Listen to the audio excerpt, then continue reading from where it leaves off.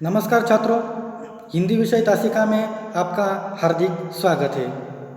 आज हम विषय हिंदी लोक भारती 10वीं कक्षा इस पाठ्य पुस्तक को प्रत्यक्ष तौर पर शुरुआत करने वाले हैं। छात्र मित्रों, किसी ज़माने में भारत को विश्वगुरु कहा जाता था। भारत यह देश आर्य चाणक्य जैसे महान विद्वान का देश है। भारत इस देश ने शून्य की खोज की और दुनिया को गिनती सिखाई।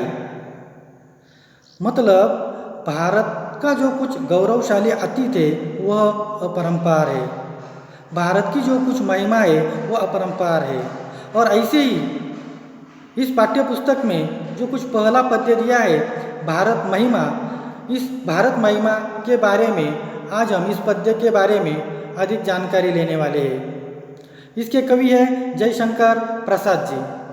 तो जयशंकर प्रसाद जी के बारे में, उनके जीवन परिचय के बारे में जरा जानने की कोशिश करेंगे। तो जयशंकर प्रसाद जी का जन्म 1890 वाराणसी उत्तर प्रदेश में हुआ है और उनकी मृत्यु 1937 वाराणसी उत्तर प्रदेश में ही हुई है। छात्र मित्रों, जयशंकर प्रसाद जी यह छायावादी कवि है। स्वतंत्रता के पूर्व उन्होंने अपनी लेखनी लिखी है। उस जमाने में अंग्रेज़ों ने भारतीयों पर अन्याय, अत्याचार, जुर्म किया था और उसका कड़ा विरोध कवि जयशंकर प्रसाद जी ने अपनी लेखनी के जरिए किया है। और यह भारत महिमा, यह जो कुछ पद्य है, इस पद्य में भी उन्होंने भारत का जो कुछ गुणगान है वह किया है। तो देखिए, सबसे पहले उन्होंने उनकी रचनाओं में खास तौर पर वे नाटककार, कवि, उपन्यासकार, कथाकार तथा निबंधकार के रूप में वे प्रसिद्ध है। तो इस कविता का जो कुछ आशय है यह इस तरह है कि इस कविता में, प्रस्तुत कविता में कवि ने अपने देश के गौरवशाली अतीत का सजीव वर्णन किया है। और कवि का कहना है कि हमें अपने देश पर गर्व करते हुए उसके प्रति अपना सर्वस्व न्यौछावर करने के लिए हमेशा तत्पर रहना चाहिए। तो प्रत्यक्ष पंक्तियों की ओर हम बढ़ते हैं। देखिए, हिमालय के आंगन में उसे किरणों का दे उपहार, उषा ने हंस अभिनंदन किया और पहनाया हीरक हार। सबसे पहले इसके जो कुछ शब्दार्थ है इसके बारे में जानकारी लेंगे। उपहार यानी कि भेंट, हीरक हार यानी कि हीरो का हार। तो देखिए, हमारा यह जो कुछ प्यारा भारत देश है यह हिमालय के आंगन के समान है। जिस तरह हिमालय पर्वत हरा भरा हुआ है, हिमालय की बर्फीली चोटियाँ आकर्षित लगती है, उस तरह हमारा यह प्यारा भारत देश बिल्कुल हिमालय के समान दिखाई देता है। और हर दिन जब सुबह होती है तो सूरज की जो कुछ किरणें हैं यह उपहार के तौर पर भारत देश को हिमालय के जरिए मिलती है। और यह सूरज की किरणें जब हिमालय के पर्वत से भारत देश में आती है तो यह सूरज की किरणें हंसकर भारत भूमि का अभिनंदन करती हुई प्रतीत दिखाई देती है। और सुबह के वक्त ओस की बूंदों पर जब प्रातःकालीन सूर्य की रश्मियाँ पड़ती है तो ऐसा लगता है कि जैसे उषा ने, इस सुबह ने भारत को यह हीरो का हार पहना दिया हो। अब अगली पंक्तियाँ।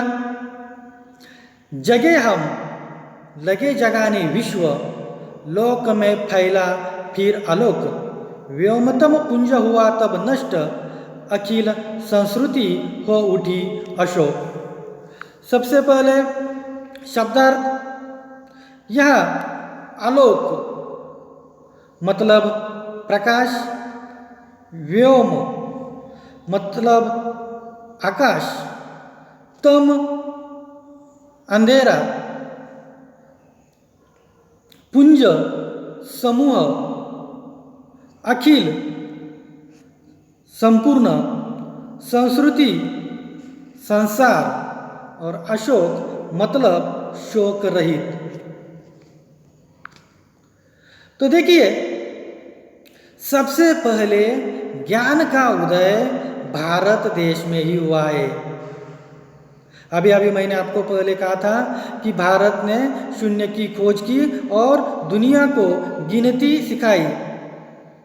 मतलब सबसे पहले हम जागरूक हुए और पूरे विश्व में ज्ञान का प्रसार किया, ज्ञान का प्रचार किया, और इसके कारण समग्र संसार आलोकित मतलब प्रकाशयुक्त हो गया। अज्ञान रूपी अंधकार का विनाश हुआ। छात्रों, कहा जाता है कि सभी दुखों का जो कुछ मूल है वह अज्ञान है, और इस अज्ञान पर जब कभी ज्ञान प्राप्त होता है तो सभी मनुष्य के शोक, दुख, भय चले जाते हैं और हमें एक ज्ञान की अच्छी अनुभूति मिलती है। हमारे जो कुछ शौक है वह दूर हो चले जाते हैं और हम अपनी मौज में रहने की कोशिश करते हैं। कब? जब हमारे शौक, जब हमारे दुख, दर्द, पीड़ा चली जाए तब। अगली पंक्तियां, विमल वाणी ने वीणा ली, कमल कोमल कर में सप्रीत, सप्तस्वर सप्त सिंधु में उठे, छिड़ा तब मधुर साम संगीत। सबसे पहले शब्दार्थ, विमल मतलब पवित्र, वाणी या अर्थ है सरस्वती, कर मतलब हाथ, सप्रीत मतलब प्रेम के साथ, साम मतलब सामवेद। तो देखिए, यहां वाणी की देवी वीणा पानी यानी कि सरस्वती ने इसी पवित्र भूमि पर प्रेम के साथ अपने जो कुछ कमल के समान कोमल हाथ है, उन हाथों में उन्होंने वीणा उठाई और उसकी झंकार से सप्तस्वर, सप्तस्वर कौन से? सा, रे, गा, मा, पा, धा, नी, यह सप्तस्वर सप्त सिंधु में उठे। देखिए छात्रों, यह सिंधु का अर्थ वैसे समुद्र होता है, लेकिन मैंने आपको पहले ही कहा था कि यह छायावादी कविता है, इसमें छिपे हुए अर्थ हमें निकालने हैं। इसीलिए यह सप्त सिंधु यानी कि प्राचीन भारत की 7 नदियाँ, कौन कौन सी 7 नदियाँ? सिंधु, रावी, सतलज, सरस्वती, झेलम, चेनाब, व्यास, इन 7 नदियों में यह सप्तस्वर 7 नदियों में उठे। तो उस वक्त यह संगीत के जो कुछ वेद है, सामवेद, इसकी रचना हुई, सामवेद की रचना हुई। देखिए, सप्तस्वर और सामवेद की जो कुछ रचना है, संगीत के वेद सामवेद की रचना हुई, यह प्रतीत हमें दिखाई देती है। अगली पंक्तियां, विजय केवल लोहे की नहीं, धर्म की रही धरा पर धूम, भिक्षु होकर रहते सम्राट, दया दिखलाते घर घर घूम। मतलब भारत के लोगों ने यहाँ लोहे के जरिए मतलब शस्त्रों के जरिए विजय हासिल नहीं की है। भारत के लोगों ने अन्याय अत्याचार जुल्म करके किसी पर आज तक विजय प्राप्त नहीं की है। विजय प्राप्त करने का जो कुछ तरीका है वह तो है भारतीयों के शास्त्र, धर्म ग्रंथ।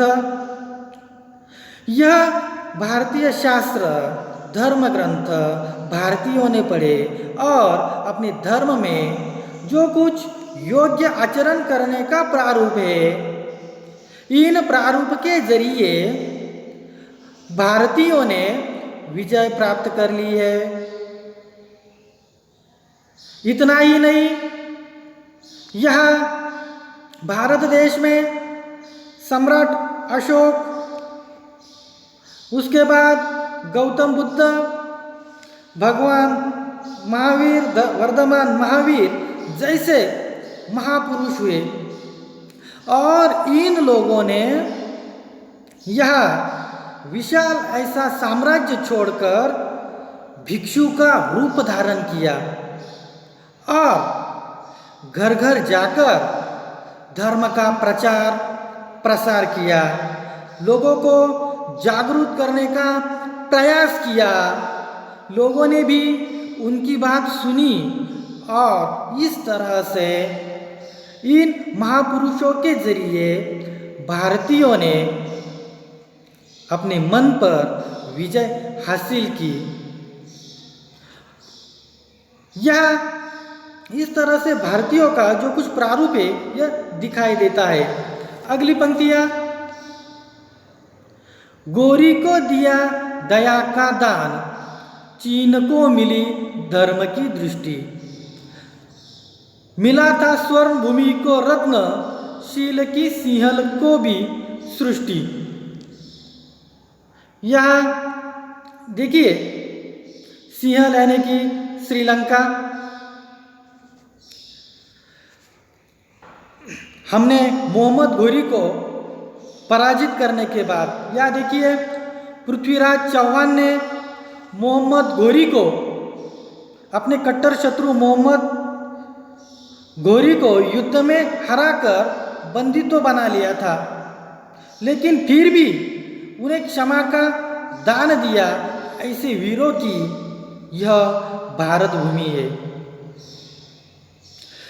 मोहम्मद घोरी को पराजित करने के बाद भी दयापूर्वक क्षमा का दान दिया था और हमारे इस देश को, हमारे इस देश से ही चीन को धर्म की दृष्टि मिली है।